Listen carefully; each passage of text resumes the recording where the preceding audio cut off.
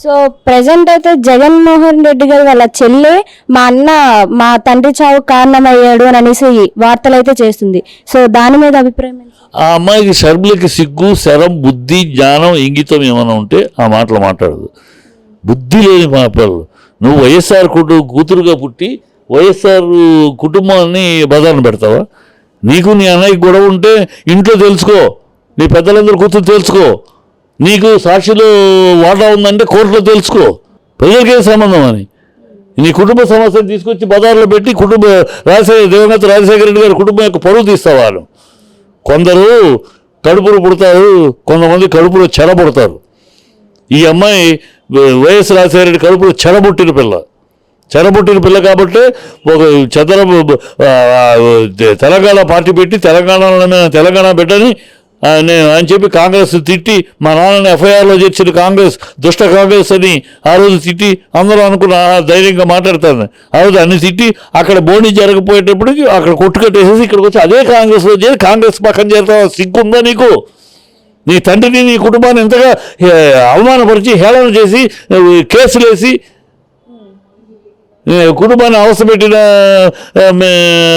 కాంగ్రెస్లో చేరి వీళ్ళ నంగరాజ్య మాటలు మాట్లాడతావు. సిగ్గుండద్దు నీకు? ఇంగిత జ్ఞానం ఉందా? బుద్ధి జ్ఞానం ఉందా? సిగ్గు శరం ఉందా నీకు కాంగ్రెస్ గురించి ఓట్లు అడగడానికి? ఆ అమ్మాయి నోటా ఓట్లతోటి పోటీ పడుతుంది. ఆ అమ్మాయి అసలు వైఎస్ షర్మిలారెడ్డి ఎలా పెట్టుకుంటుంది? వైఎస్ అని ఎలా పెట్టుకుంటావు నువ్వు? నీకు పెళ్ళి అయింది, పెళ్ళైనా నీకు మొగుడు ఇంటి పేరు కదా పెట్టుకోవాలి. రెడ్డి అని ఎలా పెట్టుకుంటారు? అనిల్ శాస్త్రి నీ మొగుడు, షర్మిలా శాస్త్రి అని పెట్టుకో. నీ విడాకులు ఇచ్చేసావా? నీ మొగుడికి ఏమన్నా విడాకులు ఇచ్చేస్తే మొగుడికి విడాకులు ఇచ్చేసానని మా నాన్న ఇంటి పేరు పెట్టుకుంటారు అన్నాను. విడాకులు ఏం లేదు కదా, ఉన్నారు కదా. ఓ సాంప్రదాయం ప్రకారం మన భారతీయ సంస్కృతి ప్రకారం పెళ్ళైనాక భర్త ఇంటి పేరు, భర్త కులం పెట్టుకుంటారు. ఎవరైనా కులం పెట్టుకోకపోయినా భర్త ఇంటి పేరు అవుతుంది ఆటోమేటిక్గా.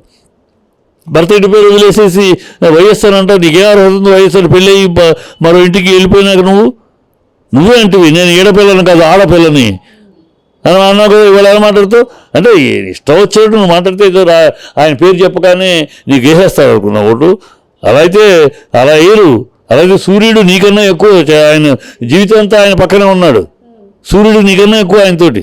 అది సూర్యుడికి వేసేస్తారు ఓట్లు. రాజశేఖర రెడ్డి గారి పేరు చెప్పగానే ఆయన గొడుగు పట్టుకున్నాము, ఆయన పక్కన ఉంచున్నాము, ఆయన కడుపులు పుట్టామంటే కుదరదు. ఆయన కడుపులు చెరబుట్టిన వాళ్ళు ఉంటారు. ఆ చెరబుట్టిన వాళ్ళు నువ్వు ఒకదానివి కనుక ఈ పిచ్చి వేషాలు మానేసి కుటుంబాన్ని అల్లరి చేయటం మానేసి గతి లేక ఇక్కడ మూట కట్టేస్తే తెలంగాణ వచ్చి పోమని మూట కట్టేస్తే అక్కడికి వెళ్ళావు. అక్కడికి వెళ్ళి ఏదన్నా అనుకుంటే అక్కడ వస్తే ఇక్కడ వచ్చి ఏ కాంగ్రెస్ అయితే నీ కుటుంబాన్ని మీ నాన్నగారిని ఎఫ్ఐఆర్లో చేర్చి మీ కుటుంబాన్ని అప్రతిష్ట పాలు చేసిందో, పరువు తీసిందో ఆ కాంగ్రెస్లో చేరతావా? అక్కడ పురంధేశ్వరి అట్లాగే ఏ రామారావు గారి అయితే కాంగ్రెస్ని పోరాడాడో ఆ కాంగ్రెస్లో చేరి ఆవిడ మినిస్టర్. అది ఎంత వీళ్ళ బుద్ధులు ఏంటో, వీళ్ళకి ఒక సంస్కారము, వీళ్ళకు ఒక నిబద్ధత లేదు. వీళ్ళతో రాజకీయాలకి దరిద్రం, అంతకన్నా ఇంకేం చెప్పలేము. షర్మిల ఆయన రాజశేఖర రెడ్డి కడుపులో చెడబుట్టిన పిల్ల. ఖచ్చితంగా ఆ అమ్మాయి నోటా ఓట్లతోటి పోటీ పడుతుంది కానీ ఎవరికి పోటీ కాదు. మరి షర్మిల జగన్ మీద అలాంటి వాదన వేసినప్పటికీ కూడా రాజశేఖర్ గారి భార్య ఏమాత్రం స్పందించడం లేదు. దీనికి గల కారణం ఏంటి సార్? ఆవిడ ఎప్పుడు స్పందించదు. ఆవిడ ఆనాడు మరి కన్న కొడుకే కన్న తండ్రిని చంపాడు అనే వాదన అయితే కరెక్ట్ కాదు. మరి దీనిపైన తల్లి ఎందుకు స్పందించడం లేదు అన్న వాదనలు అయితే వినిపిస్తున్నాయి కానీ వీళ్ళకి ఆవిడ మాట్లాడాలని అవసరం లేదు. ఆవిడ ఎప్పుడు మాట్లాడలేదు. రాజశేఖర రెడ్డి గారు ఉన్నప్పుడు ఎప్పుడు మాట్లాడలేదు.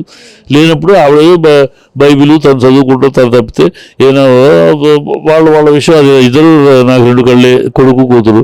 సో వాళ్ళు చూసుకుంటారు కానీ ఆవిడ ఎవరికి సపోర్ట్ చేస్తారు? ఎవరి ఇద్దరు కొడుకు కూతురు ఏ తల్లి అయినా చేయలేదు కదా అట్లాగూ. సో ఆవిడ తటస్థంగా ఉంది, వీళ్ళు చూసుకొని. సో ఆవిడని లాగటం కరెక్ట్ కూడా కాదు. మరి ఇంటి రచ్చ ఈదికి ఎక్కించడం కూడా కరెక్ట్ కాదు కదా. దాని మీద ఆవిడ స్పందించాలి కదా. అది చాటుగా చెప్తుందేమో, ఖచ్చితంగా చెప్పు ఉండొచ్చు, మనకు తెలియదు కానీ. బట్ మనం చెబుతూ ఆ అమ్మాయికి అస్సలు ఎవరో చిన్నపిల్ల అంటమ్మా ఎవరో చెప్పడానికి. పెద్ద మొగుడు వేదికలెక్కి సందేశాలు ఇస్తాడు కదమ్మా. నీకు ఉండద్దా అసలు? నీకు జగన్కి ఎందుకు విరోధం వచ్చిందో తెలియదా? ప్రజలకి అన్నీ తెలుసు. నువ్వు జగన్ దగ్గరికి నీ మొగుడు వెళ్ళి ఒక 6 ఫైళ్ళు నీ మొగుడు వ్యాపారాలకు సంబంధించి 6 ఫైళ్ళు పంపిస్తే తిరస్కరించాడు జగను. తర్వాత అమ్మని తీసుకెళ్ళి అడిగావు, ఆమెతో చెప్పేశాడు, అమ్మ నేను సీఎం అయింది ఇందుకోసం కాదు, ఈ అనైతికంగా ఈ ఫైల్స్ అన్ని క్లియర్ చేయడానికి మన వాళ్ళకి మనం చేసుకుంటానికి కాదు, నేను నాన్నగారు కన్న కళల్ని సార్థకం చేయడానికి వచ్చాను కనుక ఏం నేను సంతకాలు పెట్టను, ఈ ఫైల్ క్లియర్ చేయను అన్నాడు. దాంతో నీకు విరోధం వచ్చింది. అంతే తప్పితే నేను తిరిగానంటే నువ్వు తిరగలా, నువ్వే తిరుగుతానన్నావు, నేను తిరగమని అడగలా. ఆవిడే పార్వతి గారు తిరుగుతానంటే ఆవిడకి మోకాళ్ళు నొప్పి వద్దని భారతి వెళ్తానంటే భారతిని కూడా వద్దు అని నువ్వు వెళ్ళావు.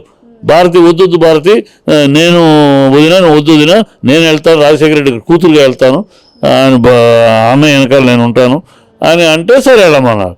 ఇవాళ నేను తిరిగాను, నాకు మంత్రి పదవి లేదు, నేను తిరిగాను, నాకు అది రాలేదు అంటే తిరిగిన వాళ్ళు అందరూ చాలామంది తిరిగారు. పేరు నేను తిరిగాడు కూడా అలానే చాలామంది తిరిగారు. ఆ రోజు రాజశేఖర రెడ్డి గారి అభిమానం కూడా చాలామంది తిరిగారు. అందరికీ పంజారాలు చేయటారు కదా ఎన్నికలు, ప్రజలు అందుకు ఇచ్చారు ఓట్లు. జగన్ క్లియర్గా చెప్పాడు, నేను ప్రజల ముందుకు తిరిగింది ఇందుకు కాదు, మీకు చేయటానికి కాదు, మనం పంచుకోవటానికి కాదు, ఈ ప్రజల కోసం చేయాలి, ఆయన నమ్మకం ఆయన కళలు కన్నది సార్థకం చేయాలి. అంటే పదవి ఇవ్వని కారణంగానే అన్నకు విరుద్ధంగా మాట్లాడుతుంది అంటారు. పదవి ఇవ్వకపోయిన కారణం వాళ్ళ మొగుడు అనిల్ ఏదో కొన్ని ఫైల్స్ తీసుకొచ్చి క్లియర్ చేయమంటే అవి చేయకపోవటం, ఇదే కారణం అంతే, ఇంకేం లేదు. లేకపోతే నువ్వేంటమ్మా నువ్వు షర్మిల ఏంటి, షర్మిల పెద్ద నాయకురాలు ఏమన్నా? రాజశేఖర రెడ్డి గారు ఉన్నప్పుడు ఏమన్నా ఉన్నావు? రాజశేఖర రెడ్డి గారు ఉన్నప్పుడు ఎంపీగా ఉంది జగనే, నువ్వు కాదు కదా. మాట్లాడేస్తే సరిపోద్దా ఆయన కూతురుని? నువ్వు మొగరాయిలాగా మాట్లాడితే సరిపోద్దా? అమ్మాయి చాలా తప్పు, చాలా అనైతికం. అమ్మాయి మాట్లాడటం అనైతికం, మాట్లాడటం అధర్మం. నీ నాన్న మీద నీ కుటుంబం మీద ఆవాసపాలు చేసిన పార్టీలో చేరి ఇవాళ నీ అన్నయ్యని మాట్లాడు.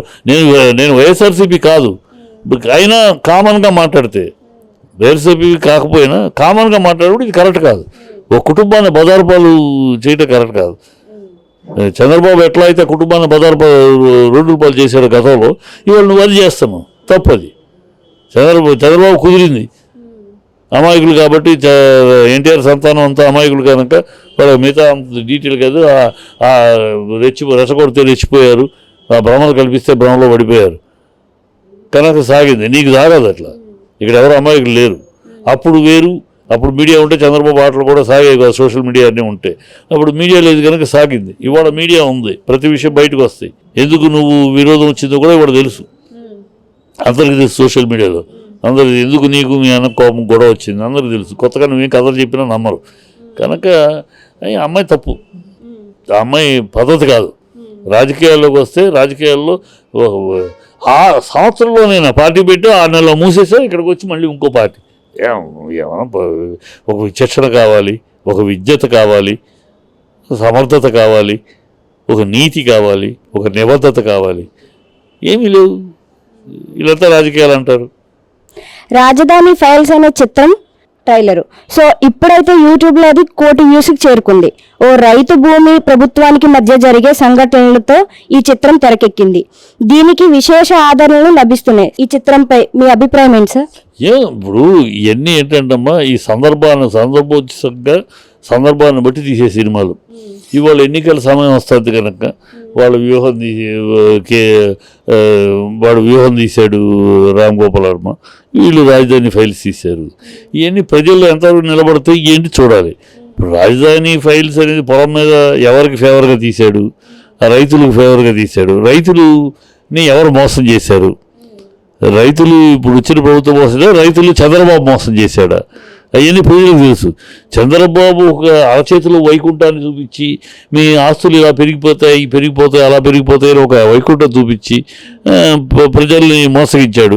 ప్రజలు పాప ఆ భ్రమలో పడి, చంద్రబాబు భ్రమలో పడి మోసపోయారు. సో అది ప్రజలకు తెలుసు.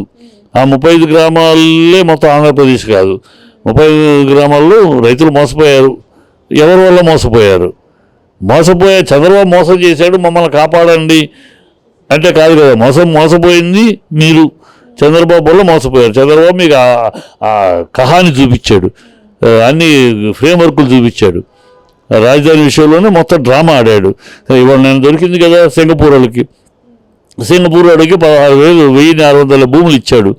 గవర్నమెంట్ టు గవర్నమెంట్ అగ్రిమెంట్ ఇది మహా కథలు చెప్పాడు ఆ టైంలో. ఇప్పుడు అనేది గవర్నమెంట్ అగ్రిమెంటే కాదు, అది ఈశ్వరన్ అని ఒక మినిస్టరు అతని సొంత వ్యక్తిగత దీంతో డీల్ ఇది. అతనేమో అవినీతి పరుడని ఇప్పుడు జైల్లో ఉన్నాడు. అతను సింగపూర్ మంత్రి అతను ఆల్రెడీ జైల్లో ఉన్నాడు. అలాంటి ఒక అవినీతి పరుడితోటి అతని వ్యక్తిగతం యొక్క కంపెనీతో టైఅప్ చేసేసి ఇది సింగపూర్ ప్రభుత్వంతో అగ్రిమెంట్ అని ఒక భ్రమ కల్పించారు. ఇప్పుడు అన్నీ అనైతికంగా జరిగిందని నేను ఛార్జ్ షీట్ ఫైల్ చేశారు. ఇలా ఉంటే చంద్రబాబు ఇలా మోసం చేశాడు. దుబాయ్ వాడికి కూడా సుభాయ్ షెట్టికి కూడా ఇచ్చాడు 50 ఎకరాలు. 50 ఎకరాలు చేయమన్నాడు. ఇక్కడ 7 స్టార్ హోటల్ వస్తుంది, ఒక పెద్ద హాస్పిటల్ వస్తుంది, అది ఇది కథలు చెప్పాడు. ఎక్కడ 2018 నాటికి ఇవన్నీ వస్తాయని చెప్పాడు. భూమి పూజ కూడా జరగలేదు. ఇట్లా అతను అన్ని అబద్ధాలు చెప్పి జనాలను మోసం చేసి ఏదో అది వస్తుంది ఇది వస్తుంది అని భ్రమలు చూపించి మోసం చేశాడు. ఆ మోసంలో మోసపోయారు వాళ్ళు. సో ఆ మోసపోయారు అని చెప్తున్నారా, ఏం చెప్తున్నారో చూడాలి. అది నిజం చెప్తే, నిజం గట్టిగా చెప్పగలిగితే జనాలు చూస్తారు. దానివల్ల ఓటింగ్ ప్యాటర్న్లో ఏం తేడా ఉండదు దానివల్ల. సో ఎలాంటి సినిమాలు ఎన్ని చేసినా కూడా అవి ఓట్ల మీద అయితే ఎటువంటి ప్రభావితం చూపించదు. ఏమి చూపించమ్మా అటువంటి ప్రభావితం. సినిమాని చూస్తారమ్మా. అలా సినిమా ప్రభావితం చేసేటైతే పవన్కి ఈ పరిస్థితి ఉండదు. పవన్ కళ్యాణ్ 2 చోట్ల ఓడిపోడు. పవన్ సీట్లు 31 సీటు కూడా గెలవకుండా మొత్తం అంతమంది నిలబెడితే ఒకే సీటు గెలిచింది ఉండదు కదా. ఇవన్నీ సినిమాని బట్టి సినిమాని చూస్తారు. సినిమా అభిమానం వేరు, ఓట్లు వేరు.